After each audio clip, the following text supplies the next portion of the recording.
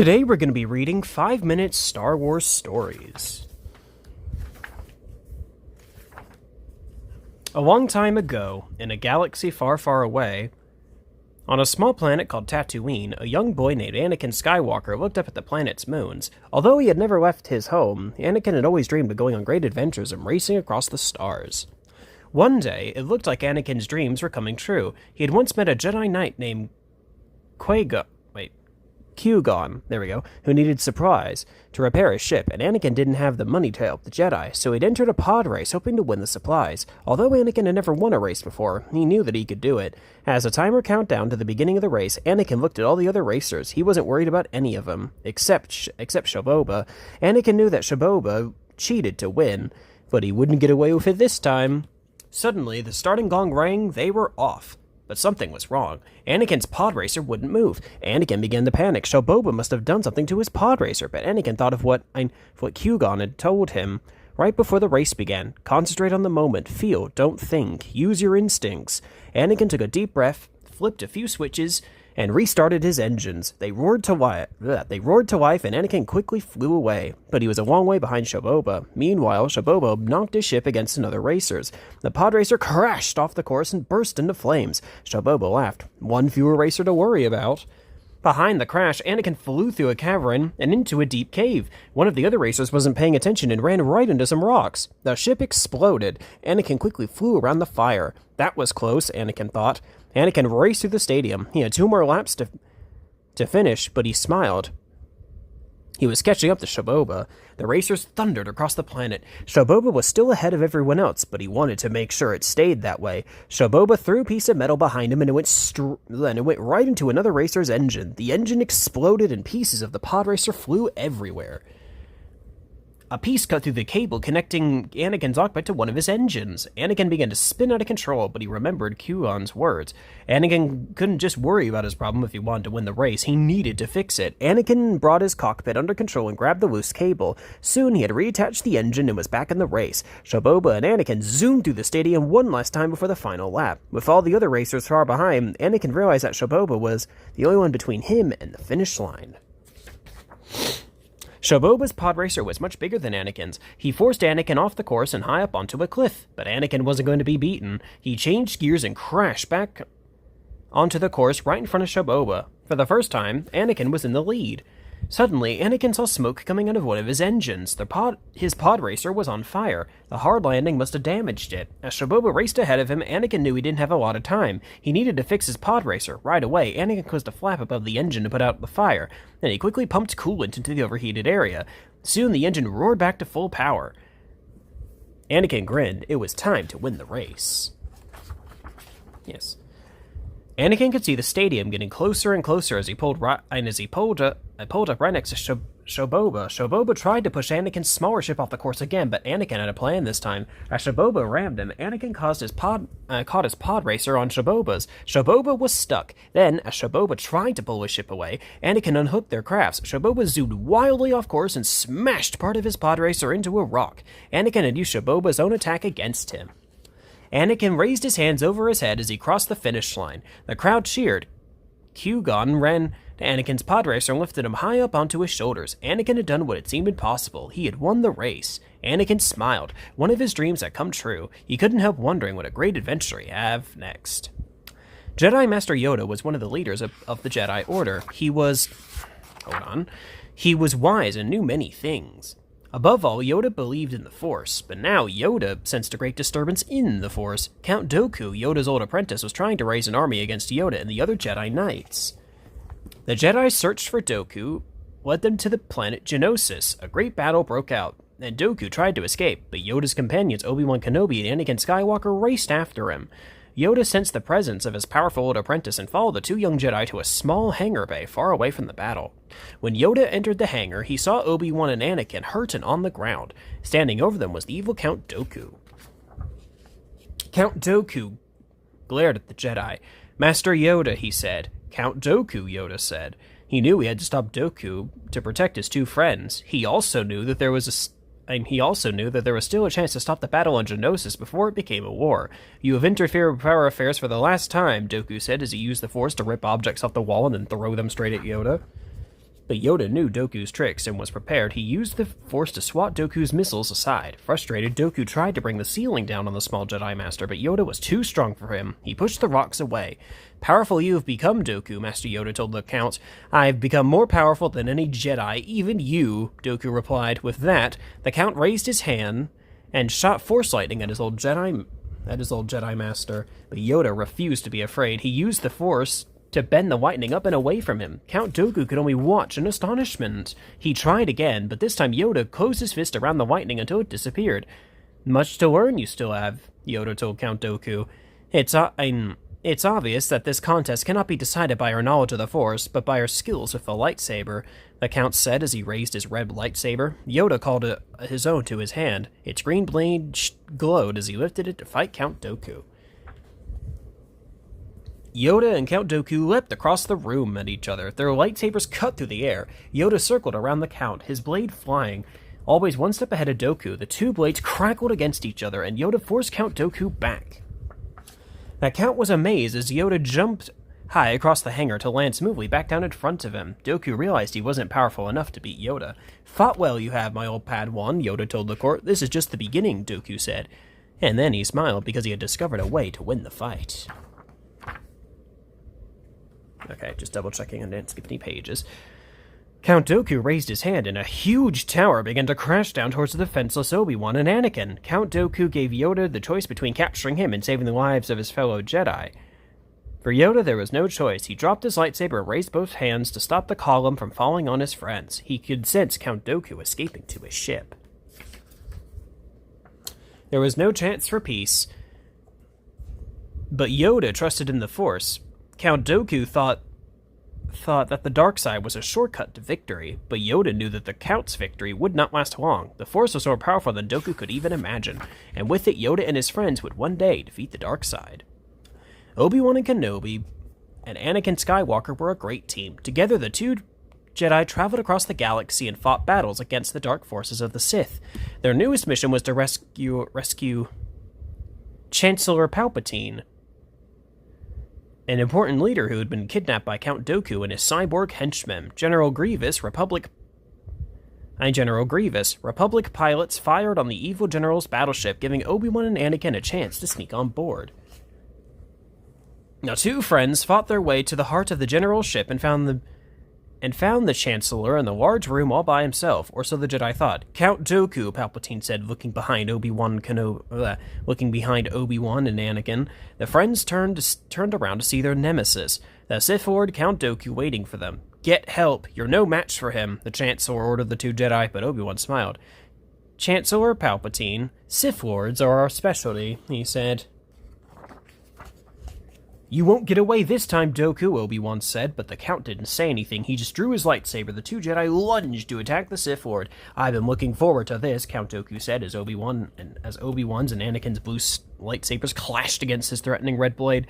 My powers have doubled since the last time we met, Count Anakin said, clenching his fist. Good, twice the pride, double the fall, Count Dooku said. Anakin tried to surprise the court from behind, but Dooku was expecting a trick. Count Dooku kicked Anakin and knocked him to the ground. Anakin watched in shock as Dooku used the Force to choke Obi-Wan and throw the Jedi Master to the ground as well. Obi-Wan didn't move. Anakin cried out in anger. He ran at the court and fought as he had never fought before. Dooku was no match for Anakin's fury. Using the court's own lightsaber, the young Jedi soon defeated the evil Sith Lord. Anakin rushed to Obi-Wan, who was still unconscious on the floor. Leave him, the Free Chancellor said, or we'll never make it, but Anakin would never leave his friend behind. He picked up Obi-Wan and carried him across his back. As the ship rocked from an explosion, Anakin led the Chancellor to the elevators. It was time to finish the mission and escape General Grievous' ship before it was destroyed.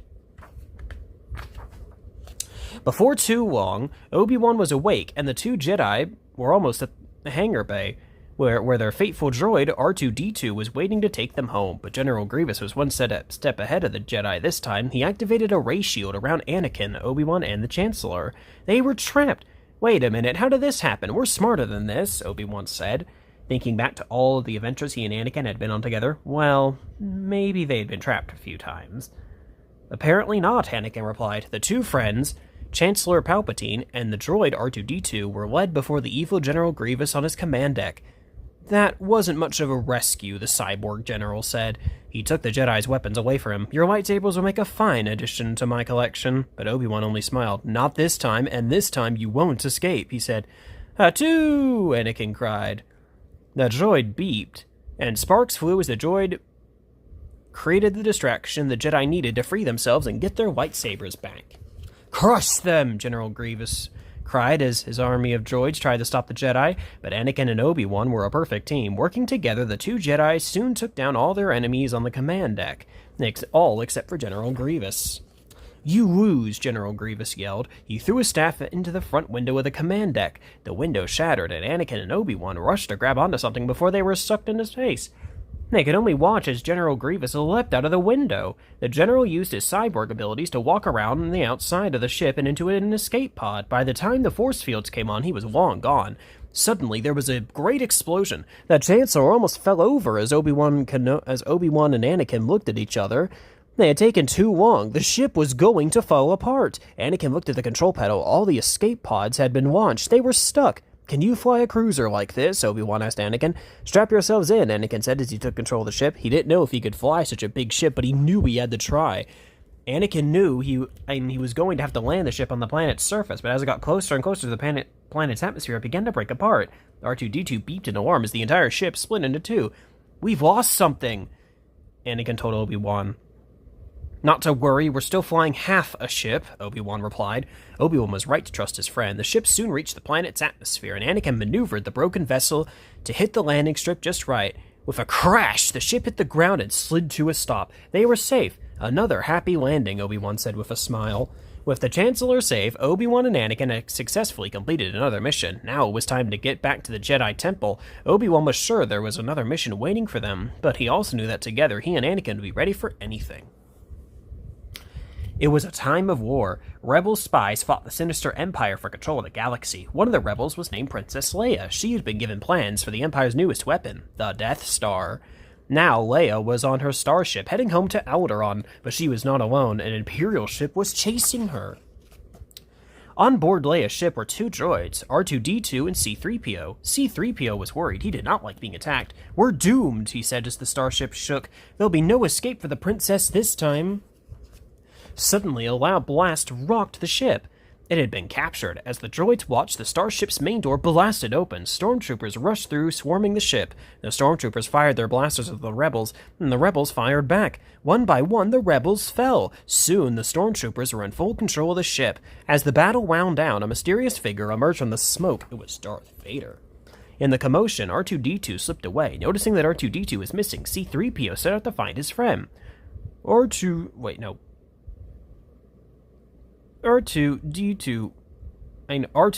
where are you? He called. Oh, you're supposed to read it like C-3PO. Oops. Anyway. Oh no, hold on. I think I can do it. R2-D2, where are you? He called. Elsewhere on the ship, Princess Leia looked at the plans with the Death Star. She knew she had to keep them safe. If the Empire got the plans back, the rebels wouldn't stand a chance. Just then, R2-D2 appeared. That gave Princess Leia an idea.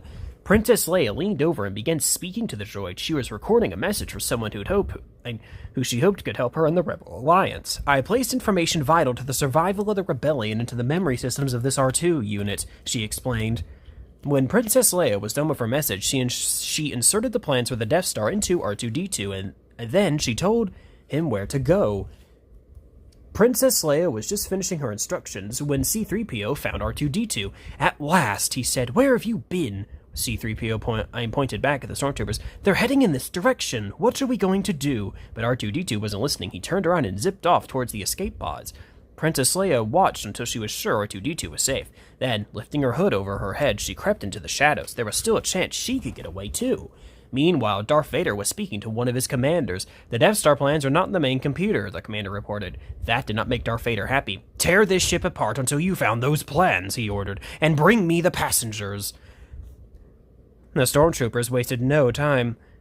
They had not been searching long before they spotted Princess Leia. She tried to escape, but was not fast enough. The troopers Whoops, that'd be very bad, actually. The troopers brought the princess to Darth Vader. "I want to know what happened to the plans," he told her. Princess Leia refused to speak. Darth Vader ordered his commander to take her away. They would get the truth out of her, somehow.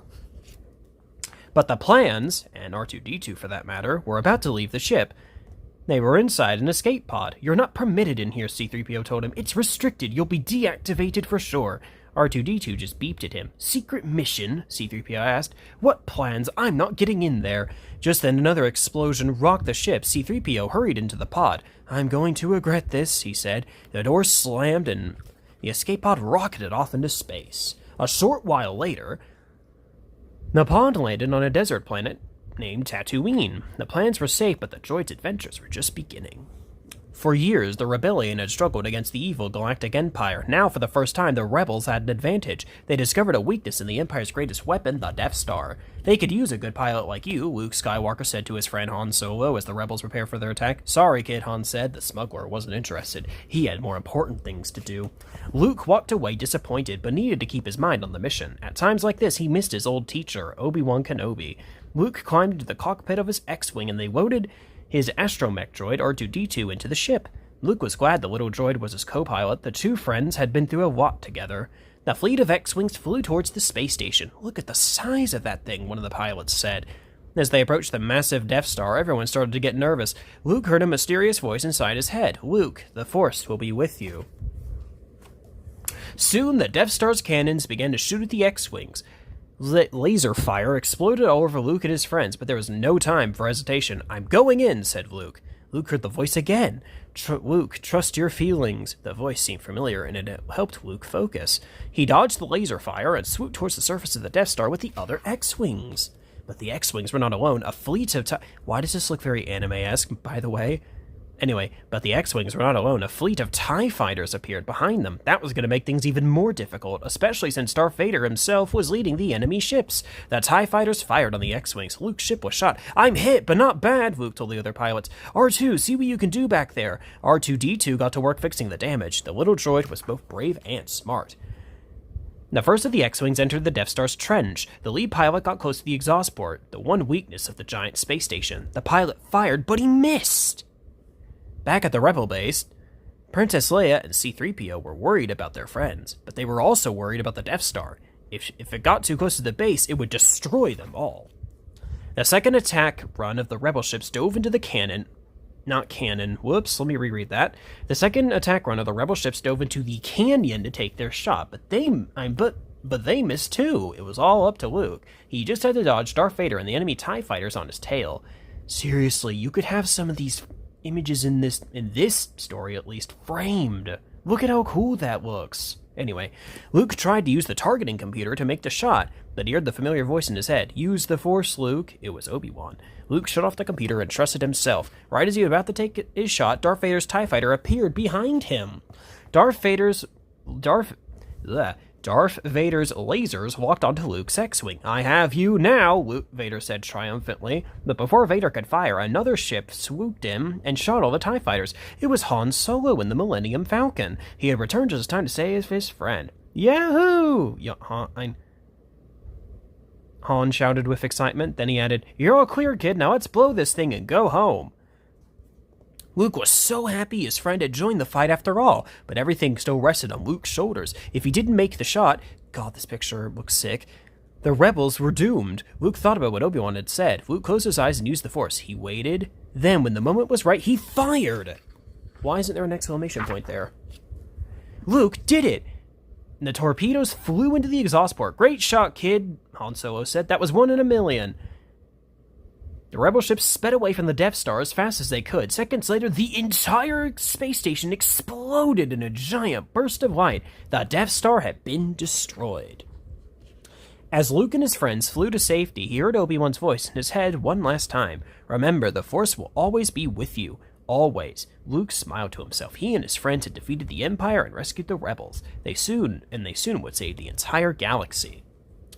Deep in the cold reaches of space, the ice planet Hoth orbited a pale sun. The surface of the planet was a frozen wasteland. Nobody lived there. At least, nobody was supposed to live there, and that made Hoth the perfect place for the Rebel Alliance to hide from the evil Empire. From the helm of his Imperial Star Destroyer, Darth Vader stared grimly out into space. Oh look, it's the probe droid.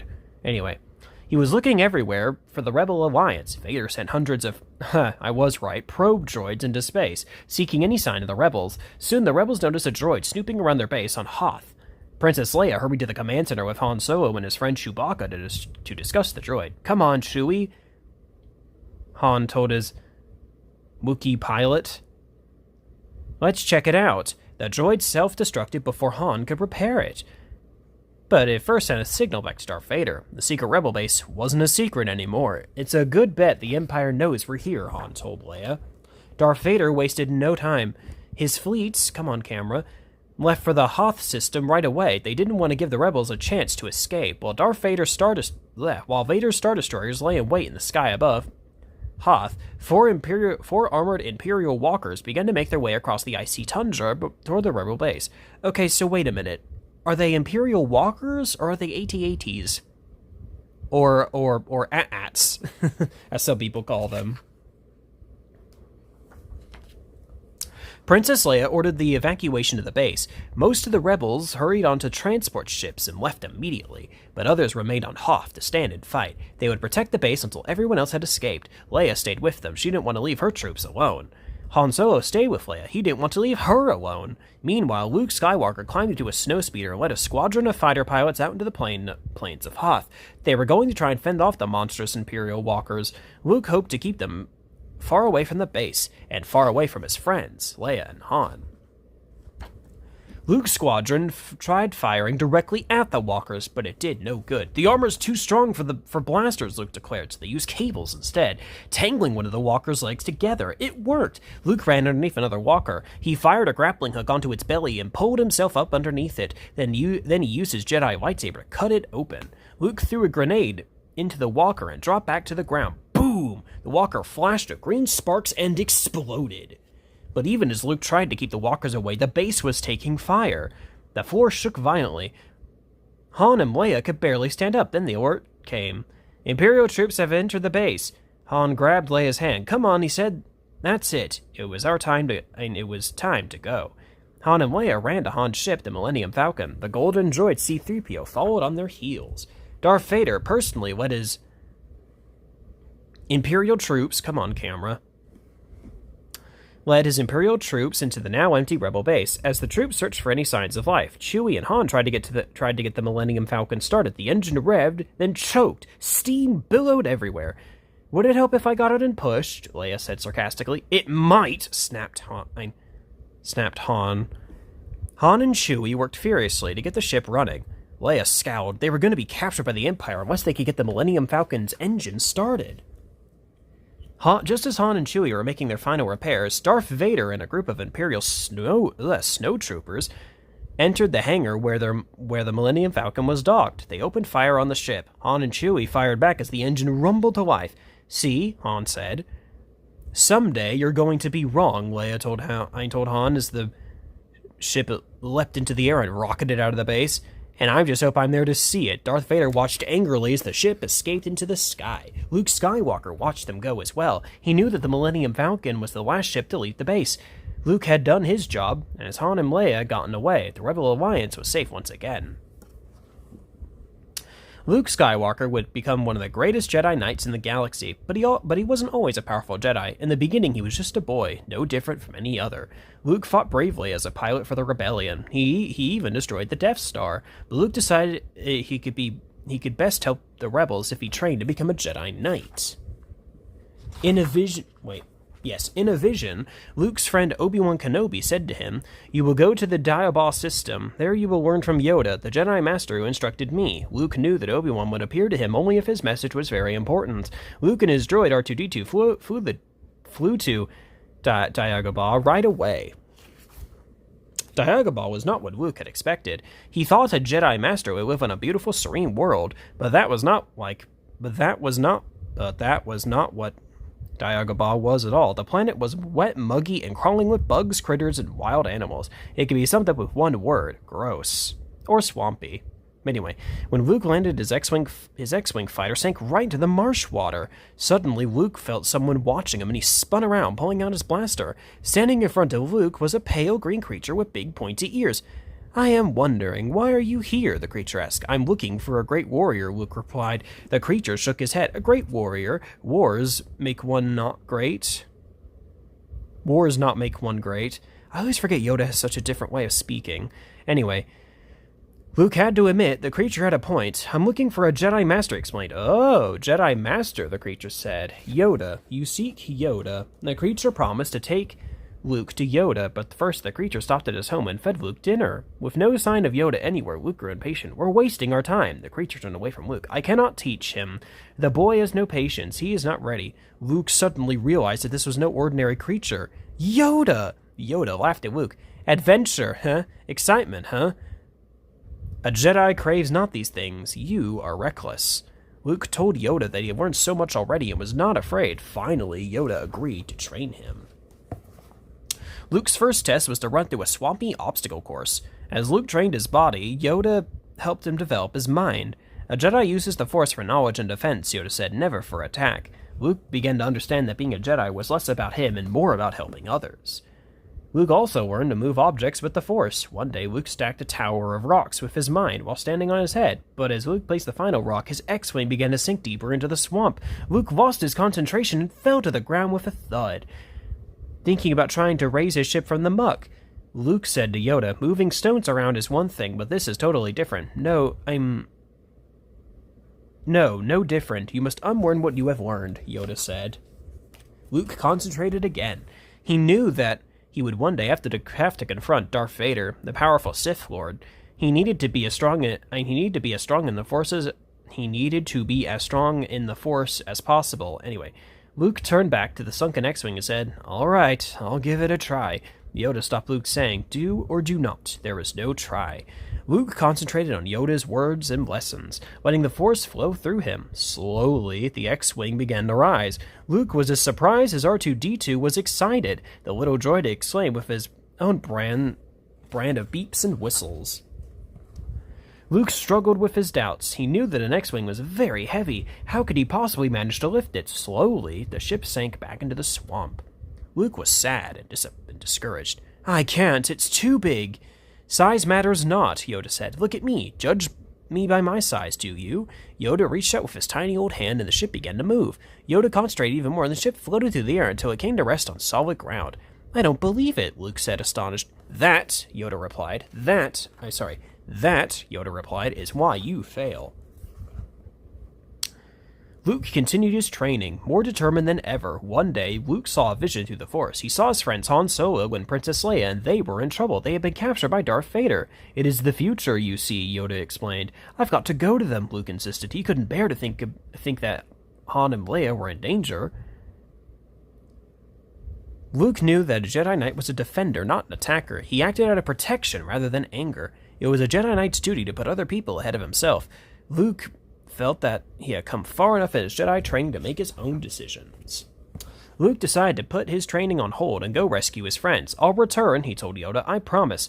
As Luke's ship took flight, Yoda wished that he had more time to help Luke prepare. Luke's battles would not be easy, but he was good at heart.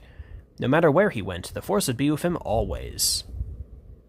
Han Solo was in trouble. He'd been captured by Darth Vader and frozen in carbonite. The Sith Lord had given Solo the bounty hunter Boba Fett. Now the frozen hero was in the one place he'd desperately been trying to avoid, the palace of Jabba the Hutt. Luke Skywalker had a plan to rescue him. He sent R2-D2 and C-3PO to Jabba with a holographic message. Greetings, Exalted One, Luke said. I seek an audience with your greatness to bargain for Solo's life. As a token of my goodwill, I present you a gift, these two droids. Jabba looked at R2-D2 and C-3PO and laughed. There will be no bargain, he said. I will not give up my favorite decoration.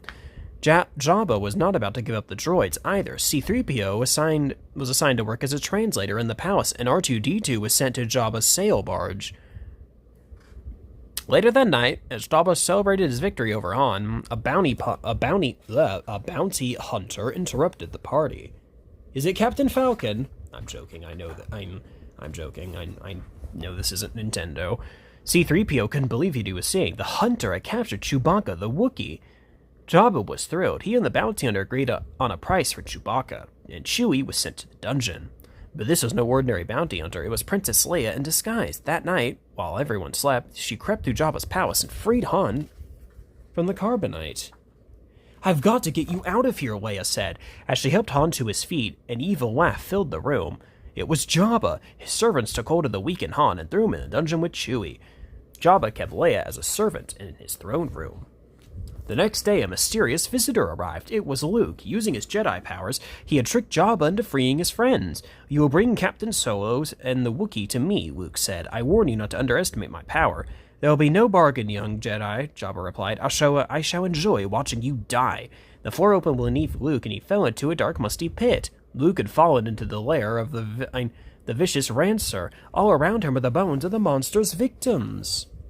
Suddenly, a gate opened, and the Rancer slid into the pit. The beast picked Luke up in one hand and opened its giant mouth, but Luke was ready. He shoved a bone in between the Rancer's teeth so he couldn't bite down. Then, running past the beast, he threw a boulder at the gate's controls. The gate slammed down, crushing the Lancer. Jabba was not happy. He had expected the monster to defeat the Jedi. At Jabba's order, Luke, Han, and Chewie were brought before him. Jabba the Hutt has decreed that you were to be terminated immediately, C-3PO translated. You'll be taken to the Dune Sea and cast in the pits of Carkoon, the nesting place of the all-powerful Snarlack.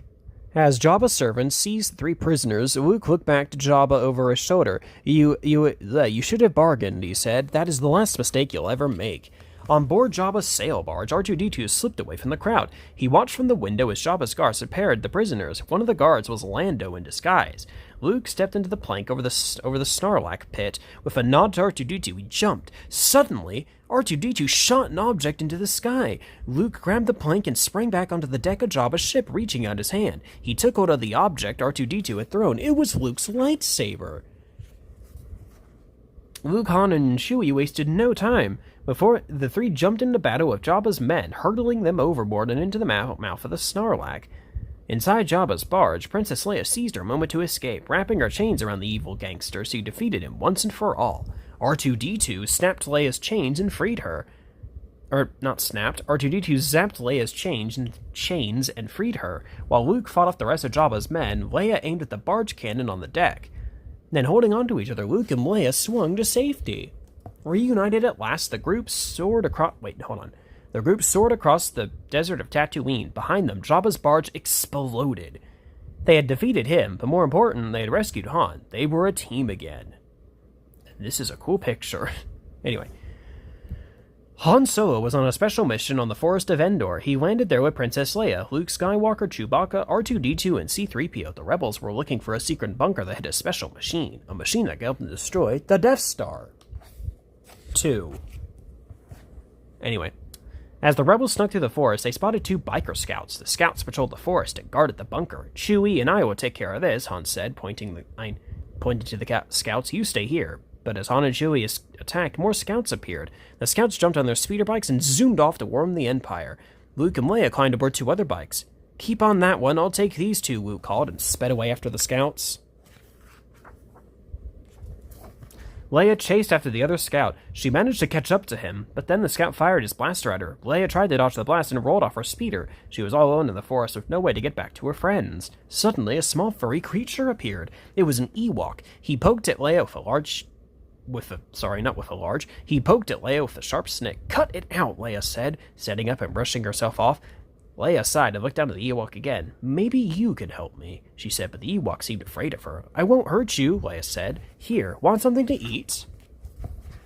The Ewok was getting comfortable with Leia when a biker scout appeared behind her. The Ewok quickly hid behind a log. "Freeze!" the scout said. Using a large stick, the hidden Ewok hit the trooper. Together, Leia and the Ewok disarmed the scout. "Come on, let's get out of here," Leia said. The Ewok took Leia's hand and led her toward his village. Meanwhile, Luke and his friends searched the forest for Leia, but all they found was a wrecked speeder and Princess Leia's helmet. While they were looking for Leia, a group of Ewoks found them. The Ewoks did not seem happy about the strangers in their woods. The Ewoks tied up the rebels and took them to their village. When they arrived, the rebels were surprised to see Princess Leia. Leia tried to tell the Ewoks that Han, Luke, and Chewie were her friends, but they did not listen. Only C-3PO was allowed to remain free. The Ewoks seemed to think he was a powerful being. "3PO," Luke said, "tell them that if they don't do as you wish, you'll become angry and use your magic." C-3PO did as Luke said, but the Ewoks still wouldn't listen. Closing his eyes, Luke used the Force to make C-3PO float. The Ewoks were amazed. Now they knew the droid was powerful. They quickly did as he said and untied his friends. That night, the Ewoks gathered around C-3PO who told them tales of the Rebels and Darth Vader. The Ewoks liked the stories, and they liked the Rebels. They decided to make the Rebels part of their tribe. One of the Ewoks jumped up and began to hug Han. And as he did so, he jabbered away, but Han couldn't understand what he was saying. He says the Ewoks are going to show us the quickest way to the shield generator, C-3PO translated. The next morning, when the Rebels and the Ewoks were set out to the hidden bunker, Luke did not go along. He knew it was time to face Darth Vader. Leia said goodbye to him and wished him luck. Soon the Rebels and the Ewoks arrived at the bunker. The main entrance is on the far side of that landing platform, Princess Leia explained, but the landing platform was surrounded by guards. Luckily, the Ewoks knew of a back entrance. The Rebels snuck around and surprised the Empire's scouts, quickly disarming them. Han, Chewie, and Leia made their way deep inside the bunker, but before they could turn off the Death Star's shield generator, they were surrounded by Imperial soldiers. It was a trap! The Empire had been waiting for them.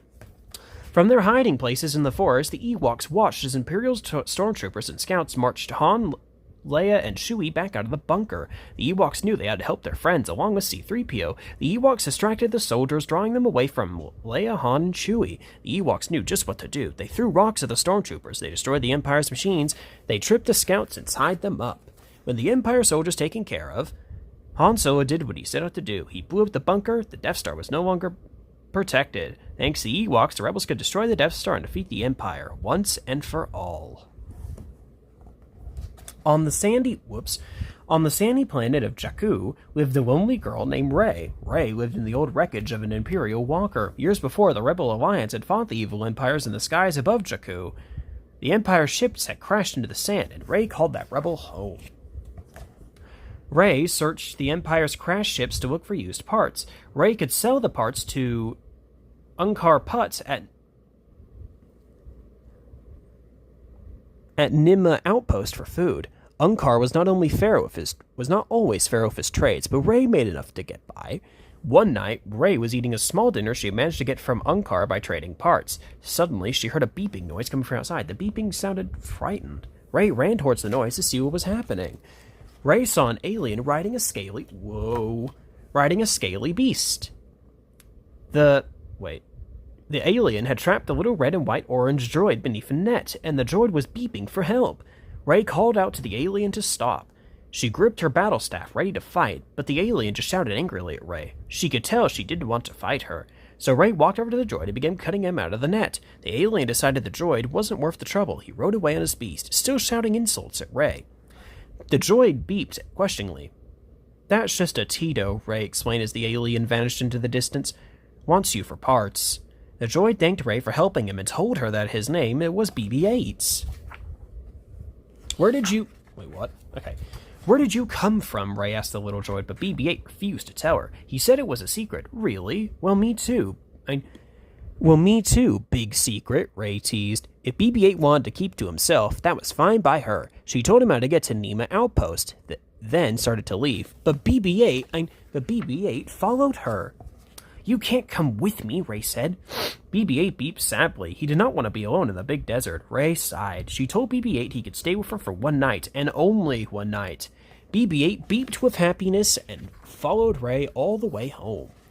The next morning, Rey took BB-8 to Nimma Outpost. There's a trader in Bay 3. He might be able to give you a lift wherever you're going.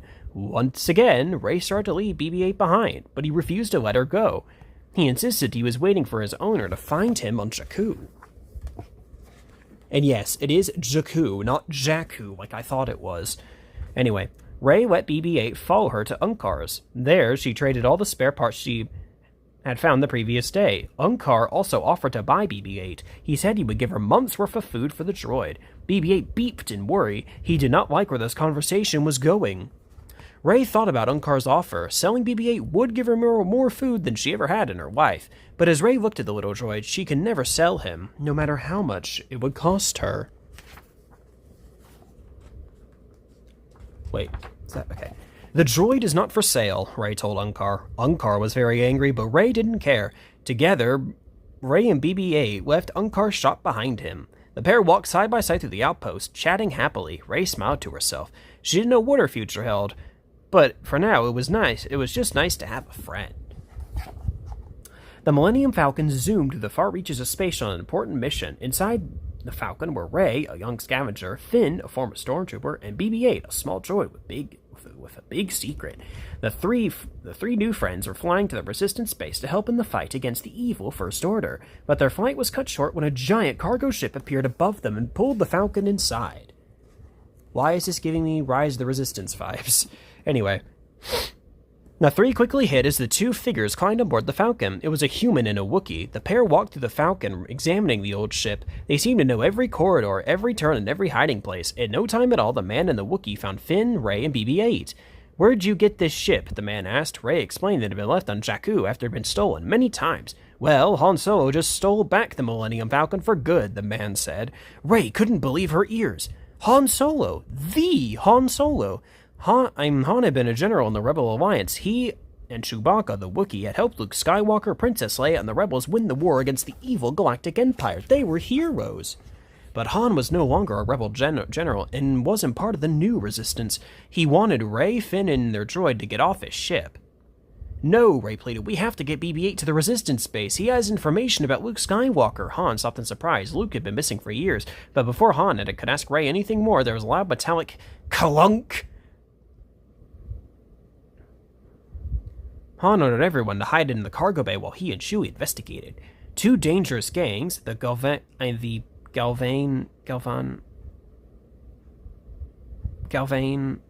gonna say Galvan. The Galvan Death Gang and the Kanji Club Gang had worked together to enter Han's cargo ship. Han owed money to both gangs, and they were to collect. It was a standoff with Han and Chewie caught between the two deadly enemies. Han tried to talk his way out of a fight. "Guys, you're gonna get all what I had promised. Have I ever not delivered before?" "Twice," one of the gang leaders replied. Rey and Finn could hear everything from their hiding place. They knew they had to help. If we close the blast doors in that corridor, we can trap both gangs," Rey said. Quickly, Rey tried to rewire the door controls, but instead of closing the blast doors, she accidentally opened the doors to Han's cargo crates. The lights flickered as a terrifying growl came from the open crates. Out slithered the three Raftars, large creatures that looked like octopuses, but crawled on land instead of underwater. The Raftars attacked the gang members, giving Han and Chewie a chance to escape. They fought their way past many of the angry thugs. Han and Chewie wouldn't let anything or anyone stand in the way of getting... Han and Chewie wouldn't let anything or anyone stand in the way of getting their getting back to the Falcon. You could have said of them getting back to the Falcon. Anyway. Rey and Finn tried to get back to the Falcon too, but one of the Raftars grabbed Finn and carried him off. Rey chased the beast through the cargo ship until she reached the control panel. Rey quickly flipped a few switches and the large blast door closed directly on top of the creature. Finn was free. As the battle... Whoa, hold on. Raged on, Han and Chewie were getting closer and closer to the Falcon, but as they made their way towards the ship, Chewie got hit in the shoulder. Han quickly grabbed Chewie's bowcaster and fired at the oncoming gang members. It worked! Han held them off long enough for everyone to get aboard the Falcon. Han slid into the pilot seat as Finn helped Chewbacca to the medical bay. With Chewie hurt, he needs someone to be his co-pilot. Rey quickly hopped into Chewie's seat. "We're gonna jump to light speed," Han said. "From inside the hangar? Is that even possible?" Rey asked. "I'd never asked that question until after I'd done it," was Han's only reply. Han and Rey worked together to get the ship ready for light speed. "Come on, baby, don't let me down," Han said, then started the engines. Nothing happened. Rey figured out what was wrong right away and hit one more switch. "Compressor," she expressed matter-of-factly. Han tried the hyperdrive again, and the Falcon blasted away from the massive cargo ship. There was no way the gangs would catch them now. As the Falcon flew through space, the group began to talk. Rey and Finn explained that BB-8 contained vital information that could help the Resistance and stop the First Order once and for all. Han and Chewie agreed to fly them all to their destination. It felt right for the Falcon to be once again fighting an evil that threatened the galaxy. Together, they might even be able to defeat it. The end. Don't forget to like, comment, and subscribe. Talk to y'all later.